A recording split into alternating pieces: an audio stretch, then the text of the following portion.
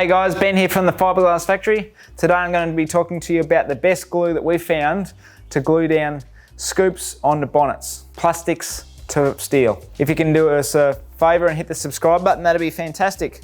This is it, Crestabond. We've used this from Scott Bader, Australia. Is located in Dandenong, and there's also another shop in WA, I believe, in Perth. The reason we found this the best is that it's got the best adhesion we found, and it's still got a little bit of elasticity. Okay, so we've made sure everything's prepared, and now we're just about to apply the glue. Now the first little bit, if you're using a nozzle like this, is not mixed properly. You can see it's a different colour. It should be grey.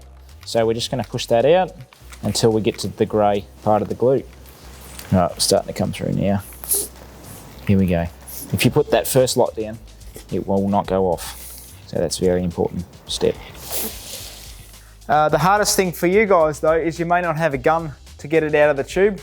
So you'll have to get it out of the tube somehow onto a board and then mix it like you would like body filler or like some sort of adhesive. It's been great. Thanks for watching.